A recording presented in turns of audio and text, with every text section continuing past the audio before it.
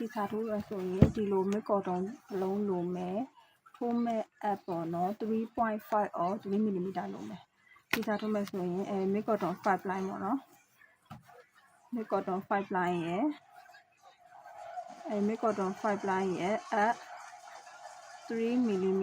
or 3.5 mm လုံးမယ်နော်โอเคပထမဆုံးဒီခြေထောက်ထုံးမဲ့ဆိုရင်အခြေခံမှာလောလောဆယ်လိုအပ်တဲ့အရာကအခုဗမာလိုဆိုရင်ဖွတ်မီလို့ခေါ်ပါတယ်ဖွတ်မီအင်္ဂလိပ်လိုဆိုရင် chain လို့ခေါ်ပါတယ်အဲ့ဖွတ်မီ chain ရဲ့ဒါဟိုကိုကအင်္ဂလိပ် tutorial ကြီးရဲ့ခါကျရင်သူတို့ကဖွတ်မီလို့ပြောမှာမဟုတ် chain လို့ပဲပြောမှာပေါ့နော်အတူကောက်ဆိုရင် CH pattern တွေပါတယ်ကြီးတဲ့ခါကျရင်သူတို့က chain တွေပါတယ်အရှိရေးမနေတော့ဘူး CH ဆိုပြီးတော့ရေးပေးလိမ့်မယ်သူ့ရဲ့သင်္ကေတကိုပြပေးမယ်သင်္ကေတကတချို့ diagram pattern တွေလာပြီဆိုရင် chain ဆိုရင်တချို့ကဒီလိုဘယ်လိုမျိုးပြောစစ်ဦးလေးတွေစီထားတယ်ပေါ့နော်ဒီလိုမျိုးဝါလုံးလေးတွေစီထားသလိုတန်းစီပြီးလာတာရှိရဲတချို့ကြတော့ဒီလုံးအဆက်လေးတွေပဲပြပေးတာရှိရဲတချို့ pattern တွေမှာပေါ့နော်ဒါဆိုရင်ကိုကသိရမှာအခုချီထိုးနီးအစားအတွက်ပထမဆုံးလိုပါက mid cotton 5 ply ရဲ့3 mm ဒါမှမဟုတ် 3.5 mm တချောင်းဝယ်ထားရမယ်ပြီးတော့ဖြတ်ဖို့ပထမဆုံးချီထိုးနီးအခြေခံမှာမဖြစ်မနေထိုးရမယ့်ဟာကဖွတ်မီပမာလို့ဆိုဖွတ်မီခေါ်တယ်အင်္ဂလိပ်လိုဆို chain လို့ခေါ်တယ်သင်္ကေတတွေမှာဆိုကိုက CH ဆိုပြီးတွေ့လိမ့်မယ်အယုတ်ပတ်တန်တွေမှာဆိုရင် CH ဆိုပြီးတွေ့လိမ့်မယ်ပြီးတဲ့အခါကျရင်သူ့ရဲ့ပုံစံသင်္ကေတဆိုရင်ဒီလိုမျိုးအလုံးလေးတွေစီပြီးလာရင်လာမယ်ဒါမှမဟုတ်အဆက်ကလေးတွေလာရင်လာမယ်ကိုထိုးချင်တဲ့ pattern တစ်ခုကိုရှာတော့မယ်ဆိုရင် diagram နဲ့လည်းဖြစ်နိုင်တယ်ဒီလိုမျိုးစာသင်္ကေတနဲ့လည်းဖြစ်နိုင်တယ်စာအရှိလည်းရေးနိုင်တယ်လို့ဗမာဒီထောက်ထားတဲ့ pattern ဆိုရင်ဖွတ်မီဆိုပြီးတော့ပြောနိုင်တယ်ကိုကအကုန်လုံးကိုသိထားပေးရမယ်အခုလာမယ်နောက်မှာကျတော့ဘယ်လိုမျိုး chain ကိုအနဲ့ထိုးရမယ်ဆိုတာပြောပေးမယ်ပေါ့နော်ဒီလုံးလိုတဲ့ဟာတွေကတော့ဒီမှာmid cotton ဆိုင်သွားပြီဆိုရင်ကအခြေခံဥပမာစထိုးမယ်ဆိုရင်ဒီလို mid cotton 5 line ချီကလုံးဝလေ့ကျင့်လို့အကောင်းဆုံးပဲဒါပေမဲ့အနွေးတွေပါထိုးလဲအရင်နွေးတယ်နော်ဒီလိုချီရဲ့နောက်အကဆီလီကွန်အမရဘဲနဲ့ရိုးတန်အပ်ဆိုလဲရတယ် 3.5 mm or 3 mm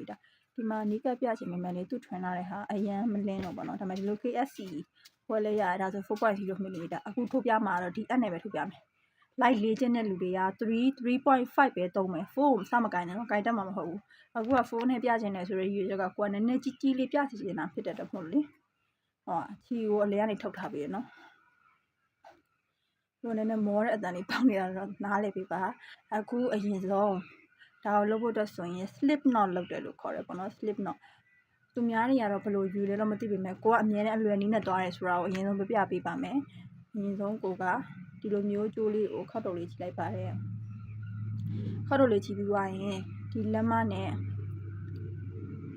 လက်တကြွယ်နဲ့ဒီလိုလေးကင်နေပြီးတော့ဒီကြိုးခွင်းလေးတွေကိုအပ်ထည့်လိုက်တယ်အပ်ထည့်ပြီးသွားရင်ကြိုးကိုချိန်ပါမယ်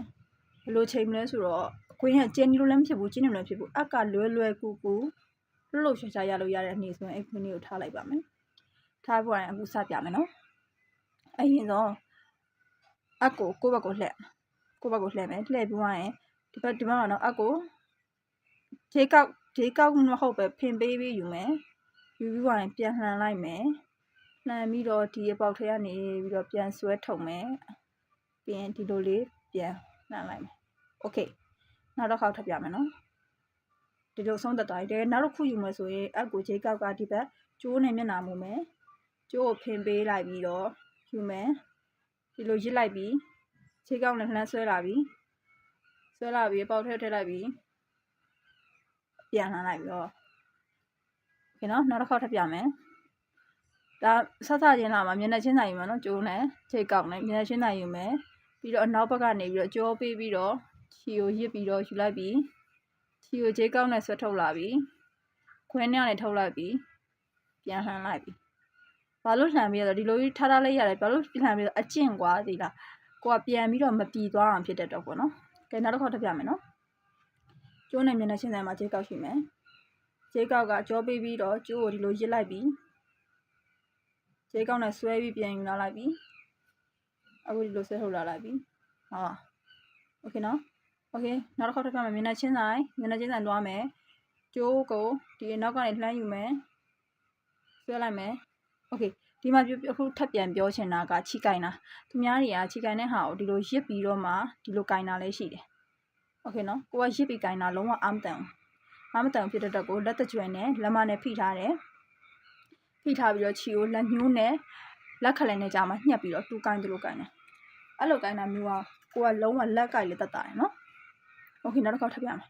အခုထိုးနေရင်လည်းကိုက9ခု6ခုလောက်ရတဲ့အချိန်မှာကိုယ့်ရဲ့လက်မနဲ့ဒီကျိုးနဲ့အရန်ဝေးသွားပြီဆိုရင်ဘယ်လိုဆက်တက်မလဲဆိုလက်မကိုဒီထိတ်လေးကိုတိုးလိုက်တယ်လက်မနဲ့လက်ညှိကိုလက်တကြွယ်တိုးလိုက်ပြီ sorry နော်တိုးလိုက်ပြီးတဲ့ခါကျရင်โอเคနောက်တစ်ခုတက်မယ်နော်ညနေချင်းဆိုင်ပါပဲဂျဲကောက်နဲ့ဆွဲလိုက်ပြီးဂျဲကောက်နဲ့ပြထုတ်လိုက်ပြီးတော့ပြန်နှမ်းလိုက်တယ်โอเคနောက်တစ်ခွန်းရပြီပြီးတော့ပုံမှန်တိုင်းပဲโอเคတချို့တွေကရစ်တာဘယ်လိုလဲဆိုတော့ဒီနေ့ရစ်တာနဲ့တော့မြန်ရစ်တယ်ဆိုရင်ကိုကလက်နဲ့လက်မှာနှစ်ပတ်ရစ်ထားမယ်နှစ်ပတ်ရစ်ထားပြီးတော့တဲ့အခါကျရင်ဒီလိုမျိုးကင်တာပဲကင်ပြီးတော့โอเคလက်ရည်နဲ့သုံးပြပေးရမယ်နော်ထိတ်မှဒီလိုလေးကင်ထားပြီးပါပြီကင်ထားပြီးတော့တဲ့အခါကျရင်ဂျဲကောက်နဲ့ဒီလိုအနောက်ကနေရစ်ယူတယ်ကြိုးစားကိုဆွဲပြီးတော့ယူလာမယ်ဂျဲကောက်ထဲကနေဆွဲထုတ်မယ်ဂျဲကောက်နဲ့ဆွဲထုတ်မယ်ခွင်းနဲ့ကနေပြန်လှန်လိုက်ပြီးတခွင်းရပြီโอเคနောက်တစ်ခုလုပ်ပြမယ်နော်တေးသေးစားလေးတော့ကြည့်ပြီးနော်ဗီဒီယိုနော်ဒီလိုလေးဆွဲထုတ်လိုက်မယ်လမ်းတက်လိုက်โอเคဒါဆိုဖွင့်ပြီးလိုက်ရတယ်ဒီလိုဖွင့်ပြီးတယ်ဘာထိုးထိုးအင်ကြီးထိုးချင်တာထိုးအခြေခံကဖွင့်ပြီးတက်ရင်အကုန်လုံးထိုးလို့ရတယ်အဲ့တော့အဲ့ဖွင့်ပြီးလေးကိုအခုကဒီထဲမှာကဒီတိုင်းပဲကြည့်တဲ့လူတွေလည်းရှိမယ်တင်ကျင်လို့လာကြည့်တဲ့လူတွေရှိမယ်တင်ကျင်လို့ကြည့်တဲ့လူတွေဆိုရင်ကိုယ်အိမ်စာလာပြလို့ရတယ်နော်လာစစ်ပေးမယ်ဖွင့်ပြီးကတစ်ခုနဲ့တစ်ခုက7မီလေးကျက်ထားသလိုညီနေရမယ်အခုကိုကဒီလိုရစ်ပြလိုက်လက်နှစ်ခုကင်ပြလိုက်နေဆိုတော့ကိုကဒီလိုလက်နှစ်ခုကင်မှတင်းတင်းရင်းရှိရလူမျိုးဆိုတော့လေအဲ့လိုဖွင့်ပြီးလေးတွေကညီနေရမယ်ဘယ်လိုပဲဆိုရစေပါနောက်ပိုင်းကကိုကအခုကတော့အနေကွက်နဲ့ဒီလိုလေးသွားရတယ်ကွယ်သိလားအနေကွက်နဲ့ဒီလိုလေးသွားတယ်နောက်ပိုင်းညရင်မြန်လာမှာဒီလိုမြန်လာမှာကိစ္စမရှိဘူးမြန်လာတဲ့ခါကျကြည့်လိုက်ကိုယ့်ရဲ့ဖွင့်ပြီးလေးတွေကဒီလိုညီနေရမယ်ဒီလိုဟာမျိုးကိုကြည့်မယ်အနည်းဆုံးဒီကနေထိတ်ထိရဖွင့်ပြီး90အထိအရင်ကြည့်မယ်ကြည့်ပြီးသွားတဲ့ခါကျရင်ဖြီးလိုက်ပြန်ဖြီးပြီးတဲ့ခါကျရင်နောက်ထပ်ဖွင့်ပြီး90ကြည့်အဲ့လိုဖွင့်ပြီး90အထိကိုအရင်ဆုံး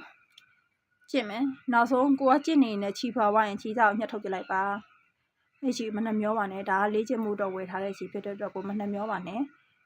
အဲ့တော့စထိုးရမယ်ဆိုရင်ကကြီးရဲ့အက်ရဲ့ခြီတစ်လုံးရဲ့ရှိရင်စပြီးတော့ခြီထိုးကျင့်လို့ရပါပြီ